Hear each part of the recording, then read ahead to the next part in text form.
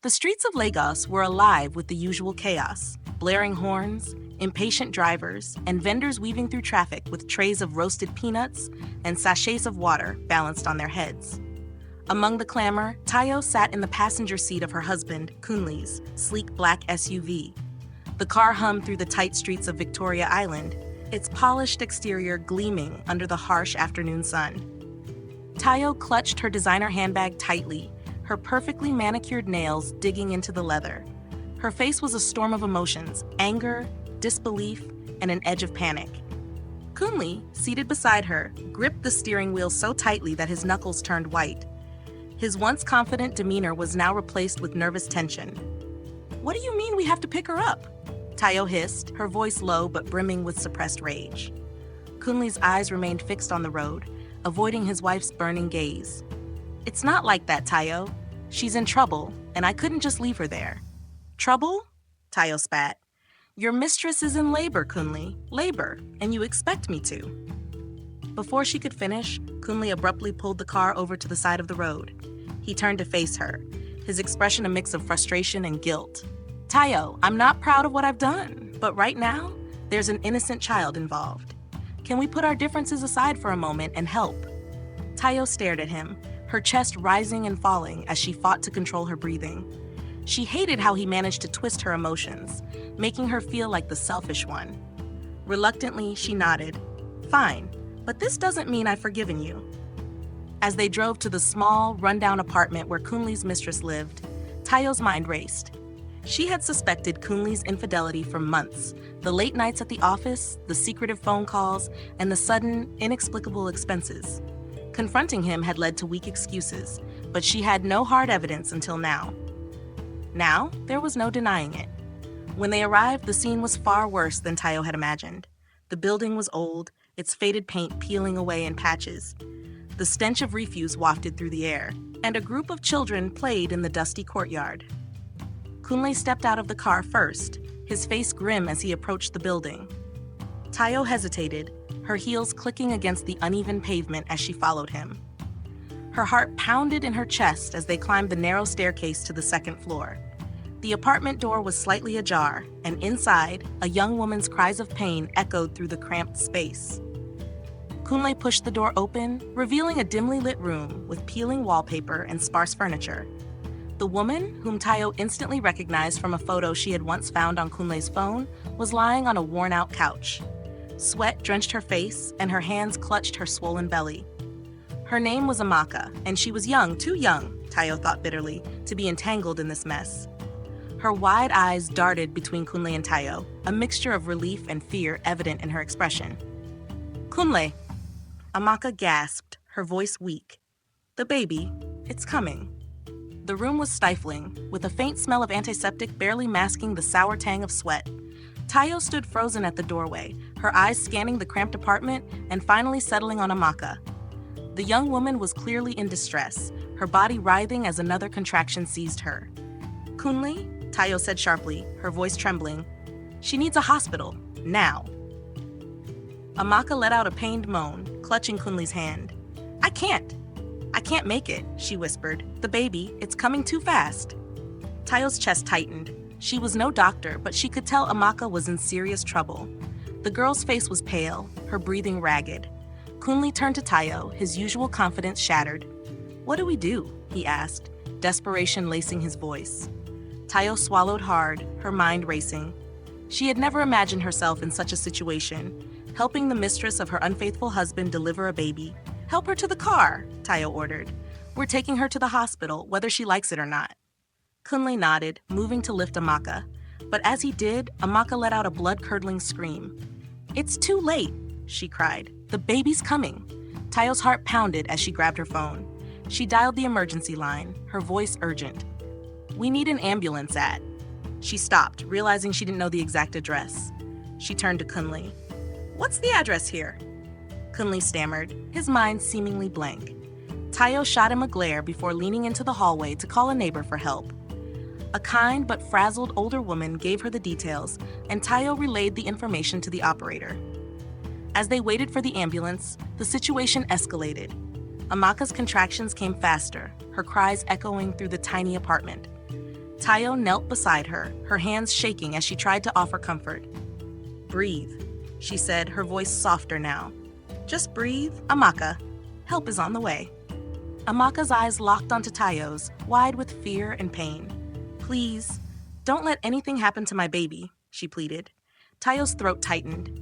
Despite her anger and resentment, she felt a pang of compassion for the young woman. "We'll do everything we can," she promised, glancing at Kunle. "Go get towels, clean ones, and water." Kunle sprang into action, rummaging through the small apartment for supplies. Moments later, he returned with a handful of towels and a basin of water. Tayo worked quickly, trying to remember everything she had ever seen or read about childbirth. The ambulance arrived just as the baby's head began to crown. Paramedics rushed into the apartment, taking over with practiced efficiency. Tayo stepped back, her hands trembling as she watched them work.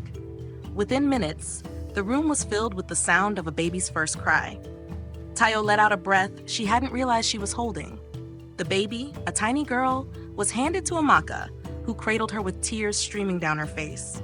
"Thank you," she whispered, her voice barely audible. But Tayo's relief was short-lived. One of the paramedics turned to Kunle, his expression grave. "We need to take her to the hospital immediately. She's lost a lot of blood." Tayo's stomach dropped as Kunle nodded, his face pale. The paramedics quickly loaded Amaka and the baby onto a stretcher and carried them out to the ambulance. Kunle followed, but Tayo hesitated, her feet rooted to the floor. She glanced around the now empty apartment, her mind a whirlwind of emotions. She had just witnessed the birth of her husband's illegitimate child, a moment that should have broken her completely. Yet, she felt an unexpected sense of calm. Her phone buzzed, breaking her thoughts. It was her sister, Kemi, calling.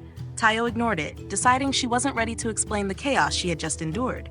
Instead, she walked out of the apartment, the Lego sun hitting her face as she stepped onto the street. Kunle stood by the ambulance, his face etched with guilt.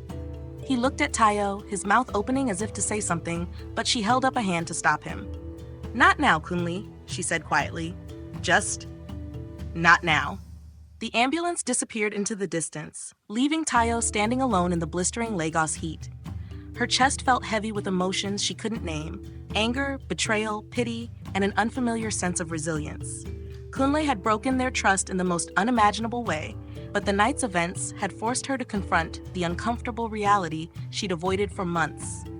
Kunle returned home later that night, his face a mask of exhaustion.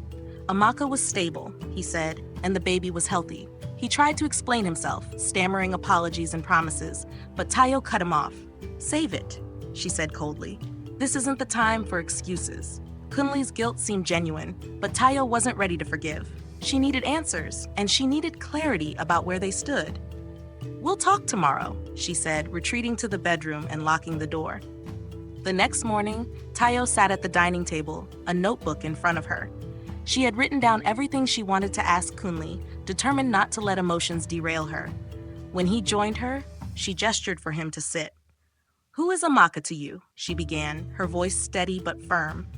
Kunle sighed deeply, running a hand through his hair. "She was a mistake, a fling that spiraled out of control. I never meant for it to go this far." Tayo's jaw tightened. "And the baby? What do you plan to do about her?" "I'll take responsibility," Kunle said, his tone heavy with regret. "I'll support them financially, but I want to fix things with you. I know I've hurt you, Tayo, but I love you. I want to make this right." Tayo stared at him, searching his face for sincerity. She had loved Kunle deeply once, but his betrayal had left a scar that wouldn't heal easily. "We'll see," she said finally, "but it's going to take time. And honesty. No more secrets." In the weeks that followed, Tayo focused on herself for the first time in years. She took a short vacation to visit her sister, Kemi, in Abuja, where she found solace in their late-night conversations and long walks. Kunle, meanwhile, worked to rebuild her trust. He attended counseling sessions and opened up about the insecurities and pressures that had led to his affair. Tayo joined him for a few sessions, and though progress was slow, it was steady. Don't forget to subscribe, like, comment, and follow for more captivating African stories and unforgettable village tales. Your support helps us bring more exciting content to life. Join the journey today. Amaka, too, became part of their lives in an unexpected way. After recovering from childbirth, She reached out to Tayo, apologizing for her role in the affair. Tayo, though hesitant at first, found herself sympathizing with the young woman, who was struggling to navigate motherhood alone. One evening, as Tayo and Kunle sat together on the balcony, watching the Lagos skyline shimmer in the distance, she turned to him. "I don't know if we'll ever be the same," she admitted. Kunle nodded. "I don't expect us to be, but I'm willing to do whatever it takes to make us better." Their journey was far from over, but Tayo felt a flicker of hope. Life in Lagos, with its chaos and beauty, had taught her that even in the darkest moments, there was room for light. The baby girl, whom Amaka named Ifunanya, meaning love, became a symbol of second chances. Though Tayo and Kunle's marriage bore the scars of betrayal, it also carried the strength of resilience and a commitment to rebuild. Tayo had discovered something profound. Love wasn't just about passion or promises. It was about forgiveness, accountability, and the courage to confront the truth, no matter how painful. And so, in the vibrant, bustling heart of Lagos, Tayo's story of heartbreak, healing, and redemption unfolded, a testament to the power of resilience and the enduring strength of the human spirit.